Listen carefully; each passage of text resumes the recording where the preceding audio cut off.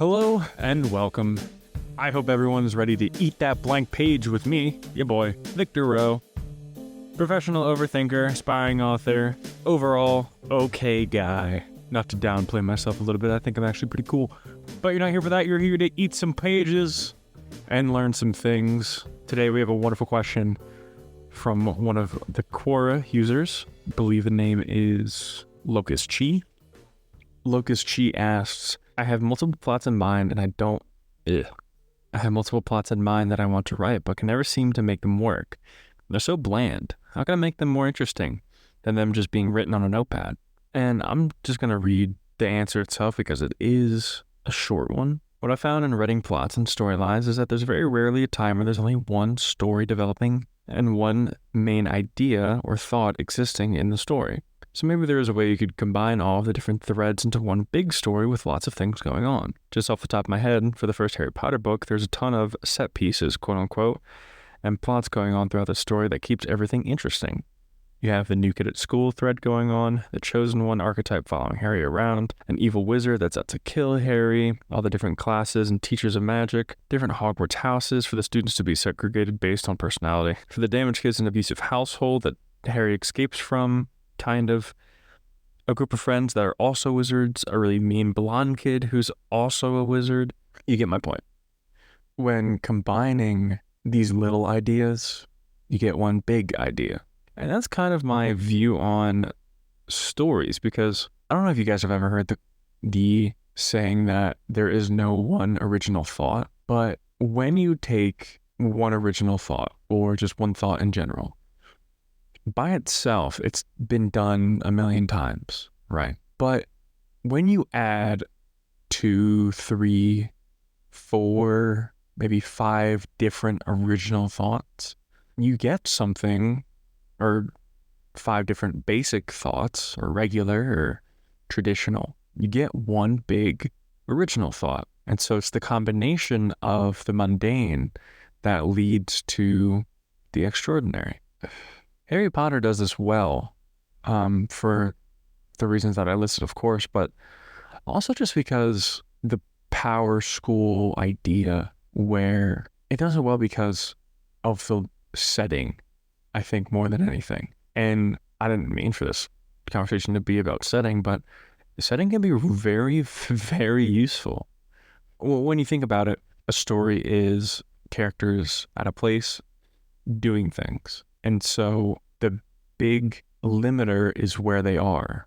It can also be what they can do, but it's one of the key elements of a story is, the setting. So having it at a place where there's so much diversity, you have the sports field for the Quidditch, you have the classes for studying magic on a technical level, you have games and events and challenges, the Goblet of Fire, for instance. But then you have the gardens, you have the, whatever Hagrid is, I can't really remember what Hagrid is. The groundskeeper, I suppose. But even from there, you have the different teachers, each one having a different personality, a different expertise, and something to teach the main character. Well, teaching the main character is also one of the main facets of a story. And while not all main characters are like this, I think generally the main character is so unrelatable, but is also in a position where they're able to learn plenty, but they are uninformed, if that makes any sense. Take Harry, right? He is in a position, not of power, but of opportunity, where he's this chosen one. Everyone loves him, and he has a lot of people's eyes on him. He's put into this school where he's able to learn all about this new world and new things. And so we're going to be following him through the story, learning about these things through him. And he's not as defined as Hermione. He's not as stereotypically dumb as Ron. He treads this middle line, which does a few different things in all stories, but I'll keep using Harry Potter as an example because it's a very well-written story. He treads the line which opens up conversations between every single character where he can at the same time be similar and different. You're not going to take you're not taking two opposites. You're not taking people who are on two ends of the same spectrum. You're taking someone who is moldable, who is driving themselves through the world, who is open to change, is trying to learn, and someone who is experienced. Maybe they're bitter because of it. Maybe they've learned to laugh and enjoy life. And depending on what the main character learns and what he's exposed to, or she or whoever, leads the story into the next phase. And these conversations with these different, pretty much each character that your main character interacts with can be viewed as a different take on the world that the story is in. If it's a fantasy like Harry Potter, where you have someone like Snape who's very bitter, who's very like serious and dark. I mean, dark arts, of course, but then you have someone like Dumbledore who sees the responsible side of things, sees the need of adult leaders and guidance to young wizards, and Hagrid, who's a bit more jolly, but is a grown-up, mature, maybe not as knowledgeable as some of the other teachers, so they can't teach him about that side of the world. But when it comes to loving something, nurturing something, Hagrid teaches the kids about animals and the mythical creatures in the world.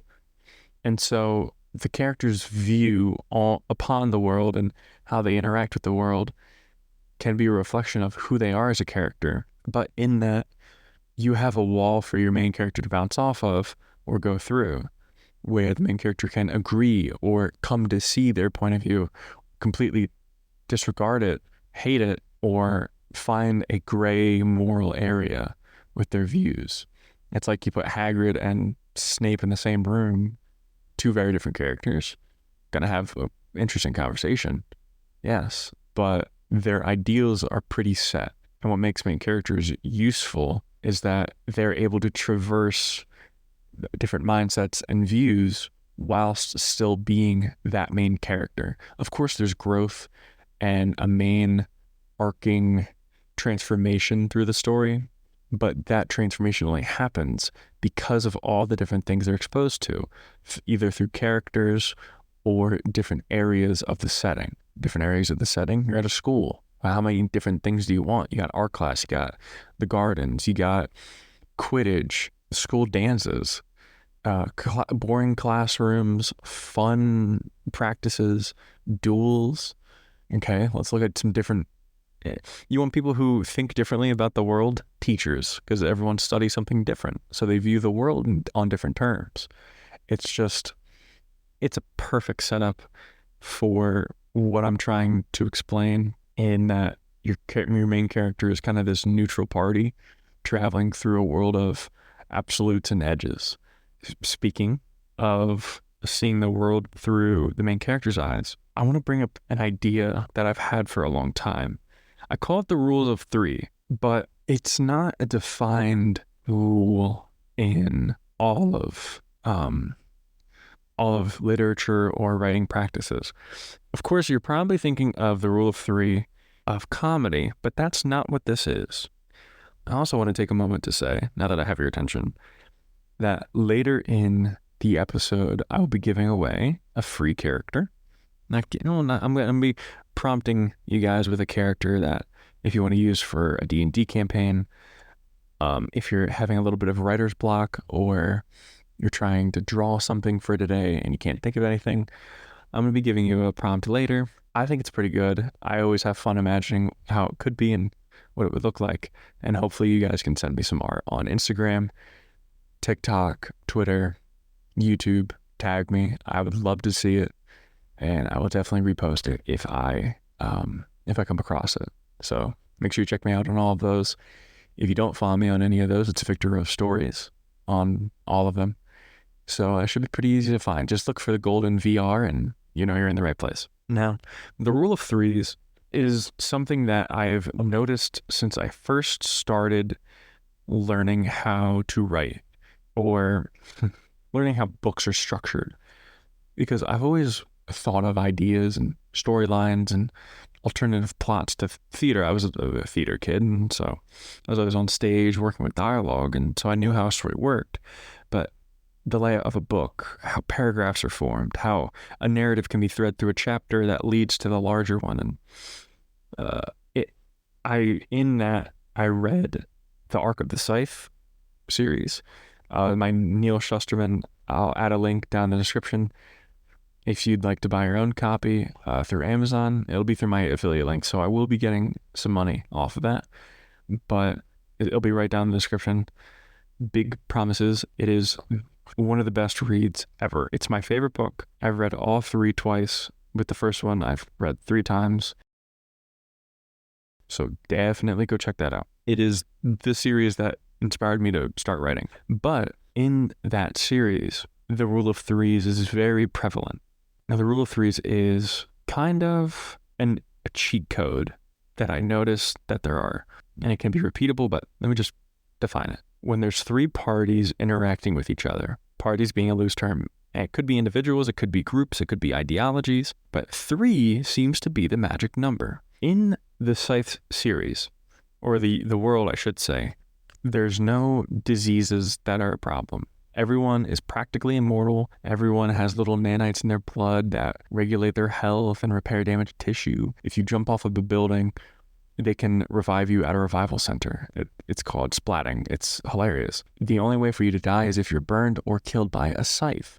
Scythes are agents of the Scythedome established by the New World government to control the population. So each scythe is designated to a region which has their own quota to fill and cannot kill with bias. Torture isn't allowed.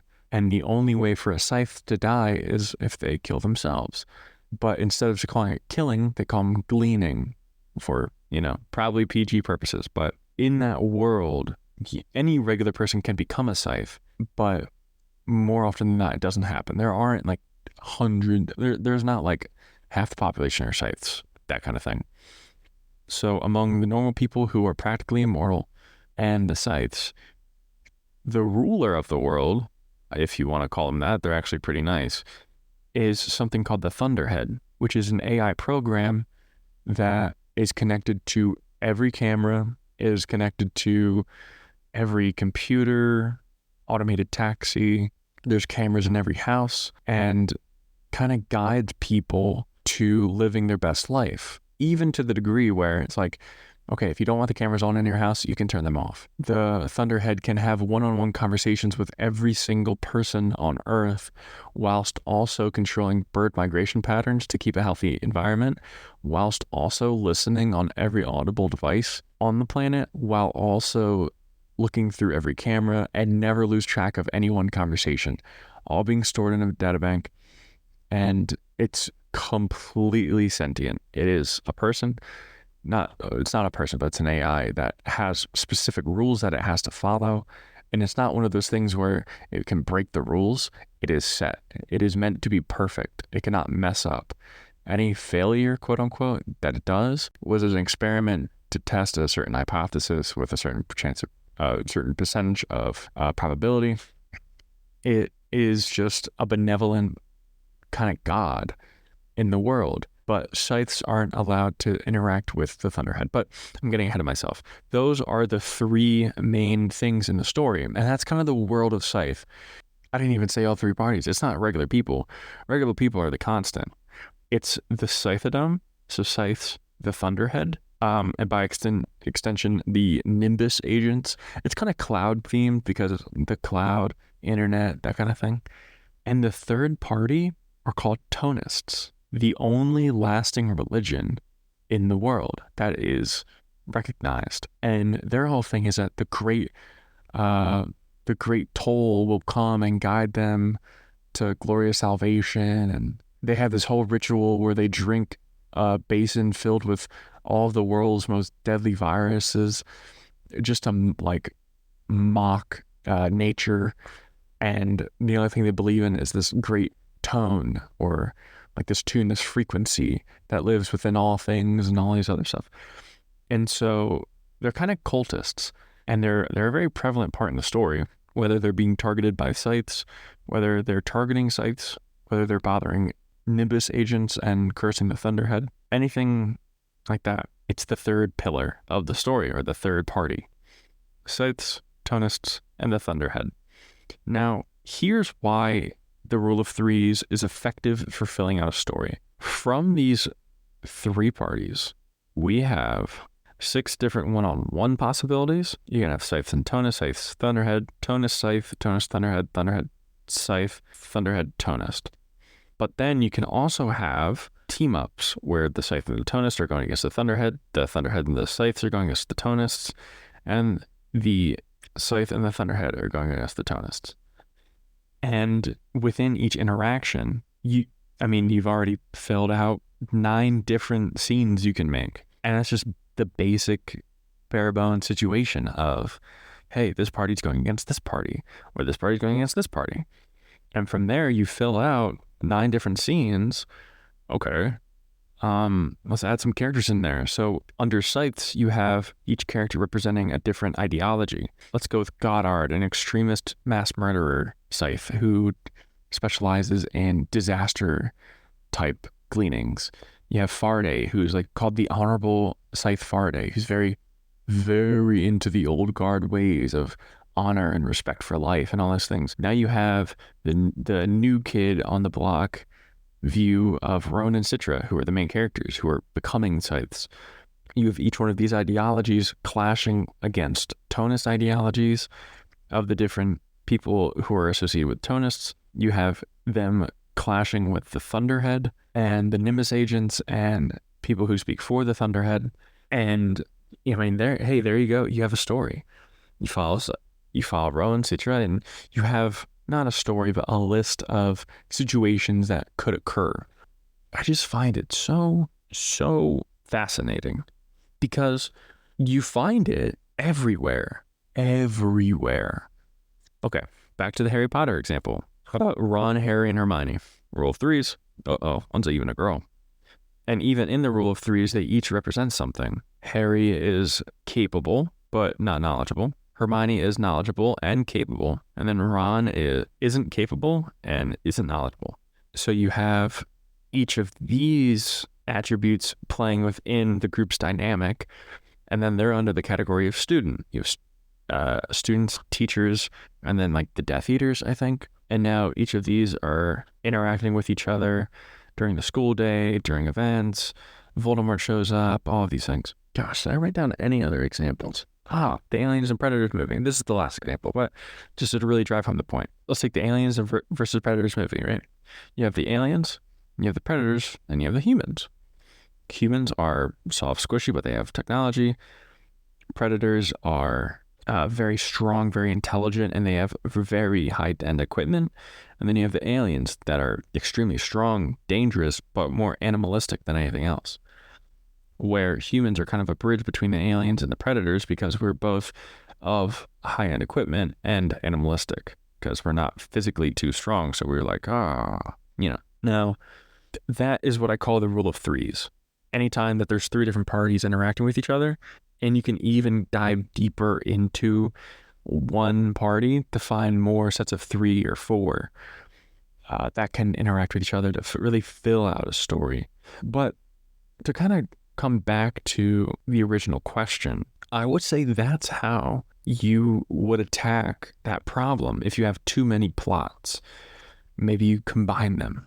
Maybe you have a story about a pasture out in the middle of a swamp that's kind of converting the townspeople through ill practice of religious text and preaching and all these other things. You have another story about aliens and them coming down to Earth, and maybe it's like an alien love story, kind of like a Twilight but aliens, you know what I mean? Okay, they're both bland, they're both very one-dimensional. How do we make them a little bit more like, ooh, okay, let's take, and this is completely off the top of my head, let's take the alien idea, put it in the bayou, in the swamp, and the person that the alien's falling in love with is one of the townsfolk who goes against the pastor and realizes that the pastor is only mind controlling everyone through the religious text and stuff. The alien has to like help them deal with that, save their family, and kind of get over the evil pastor. And so now there's another layer to it. It's this, but also this.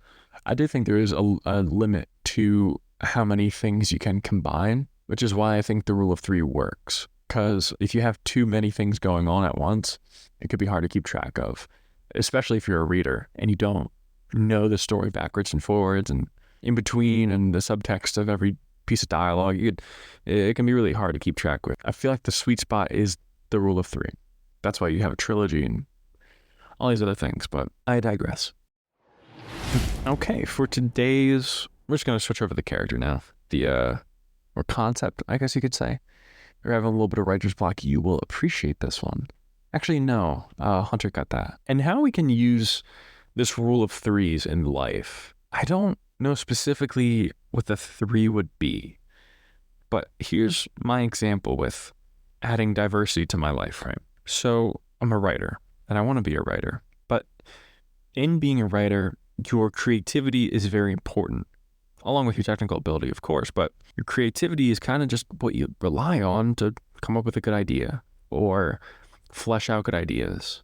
Maybe switch a bad idea into something that's readable, watchable, consumable. And because of that, living life should be step one of any writer. Because how are you going to write about life's problems if you've never lived life?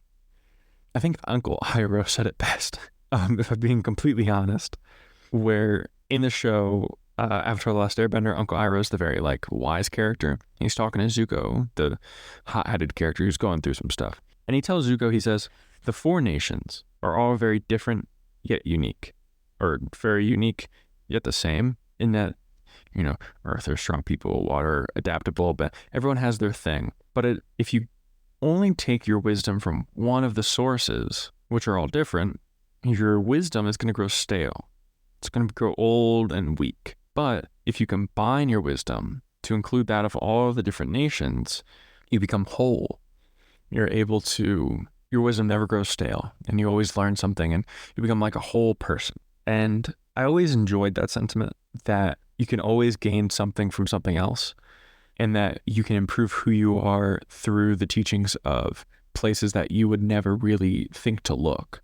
I don't consider myself Catholic or Christian or of the Catholic faith at all, but there are T.D. Jakes, he's a pastor that I listen to quite frequently because I believe that there are lessons in all religion. There's lessons in anywhere you look, really. You just need to know how to read it.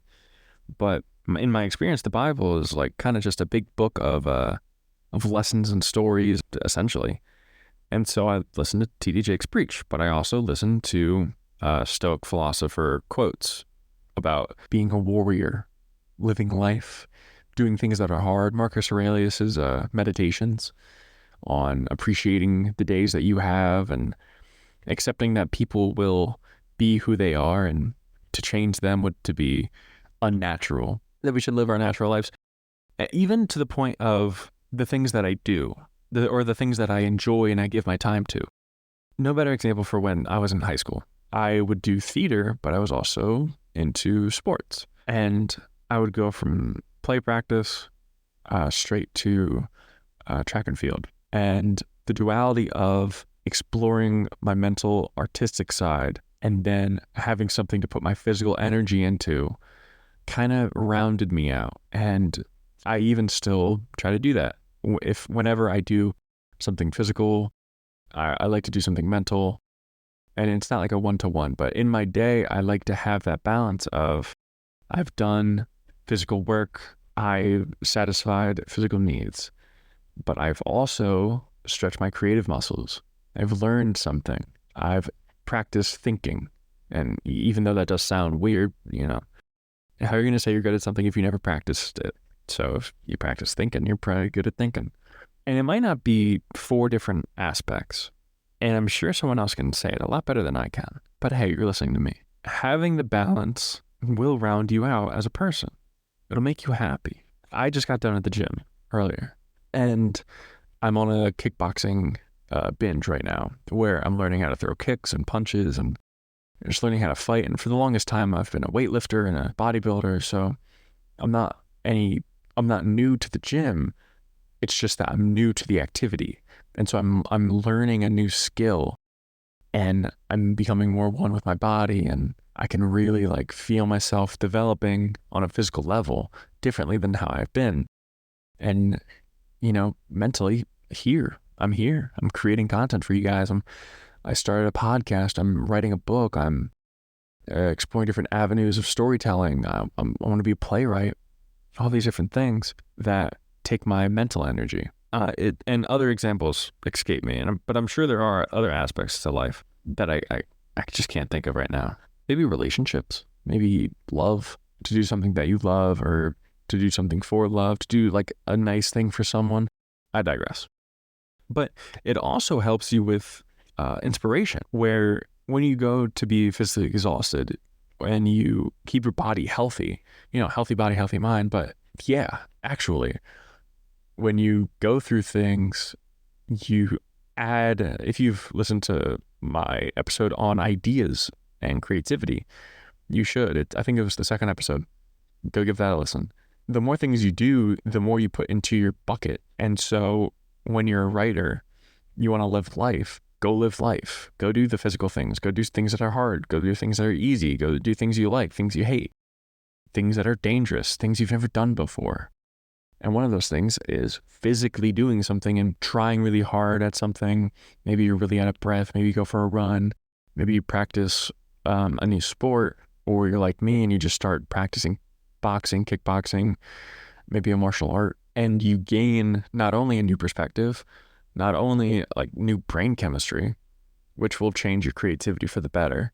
You give yourself that outlet for otherwise negative emotion, and it sets you right, and it takes out that, not takes out, but it helps with the anxiety, it helps with the anger, it helps with the depression.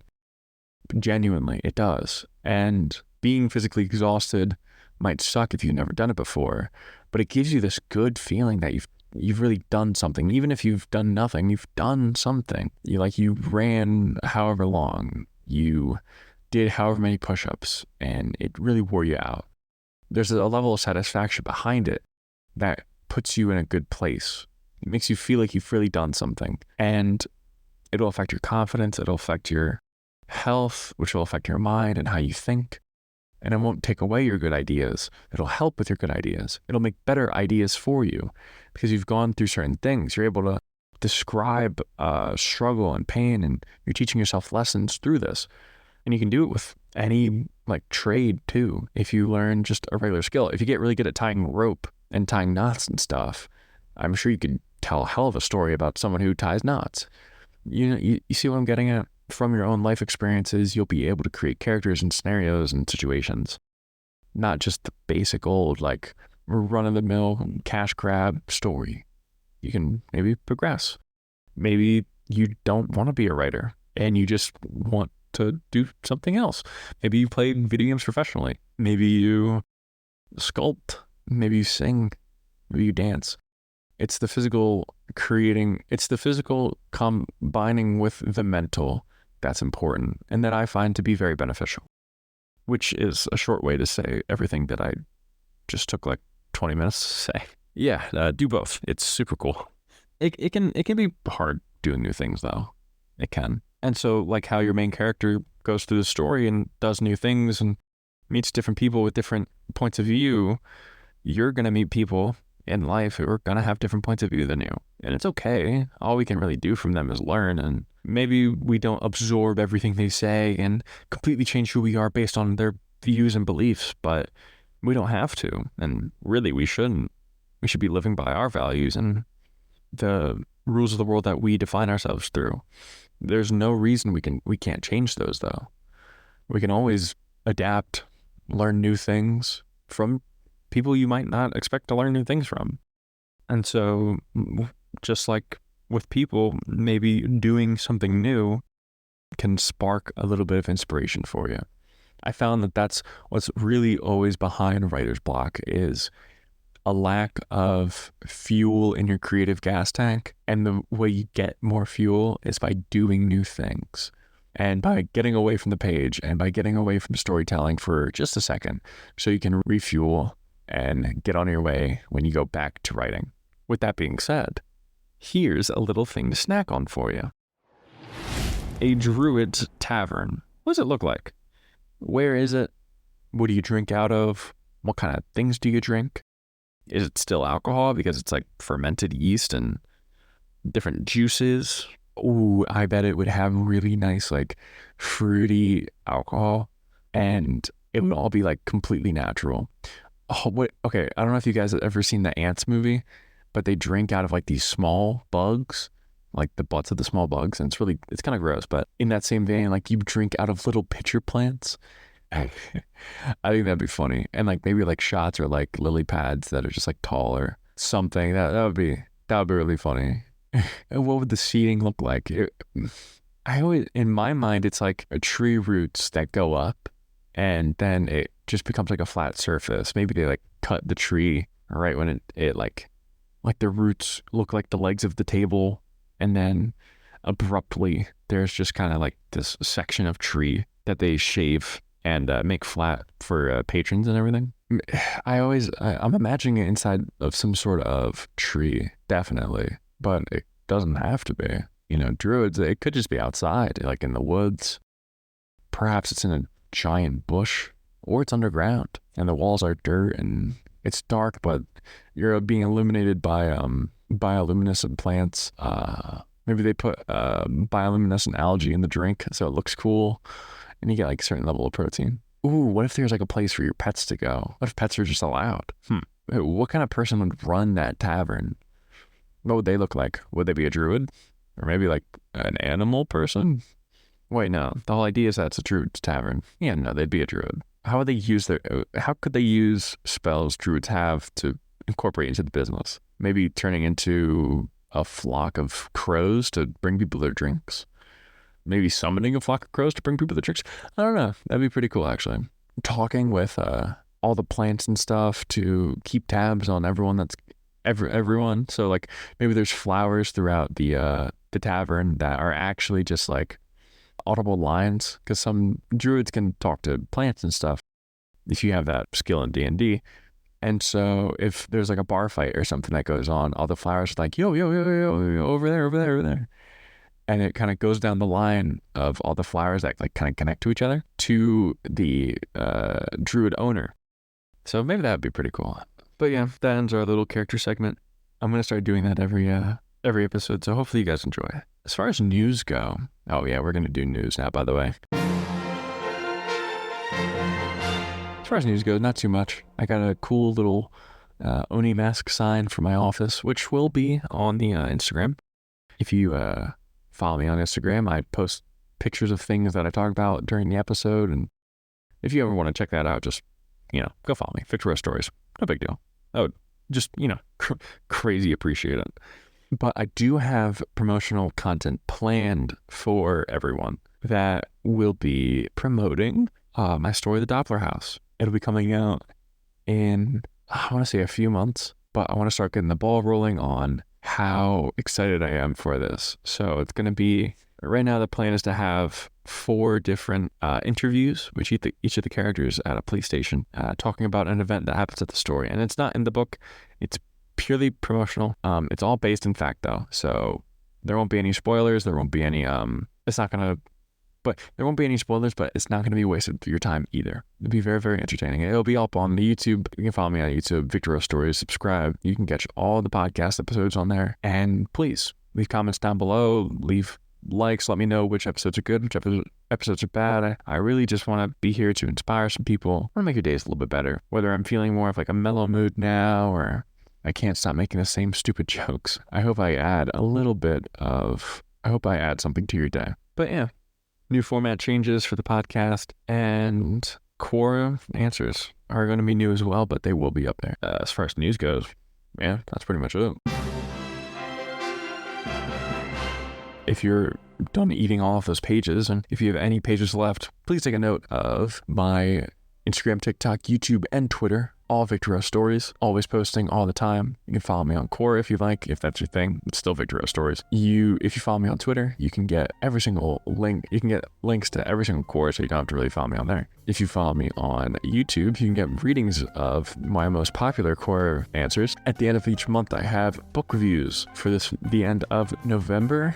this month right now, currently, it will be of 1984. It'll be a pretty long YouTube video over on my YouTube Vic Row Stories. My TikTok has plenty of the same things that my Instagram and YouTube do, but with a few extra and plenty more coming soon. So hopefully everyone has a wonderful day. Thank you very much for joining me, and I hope to see you next time with plenty of pages to eat.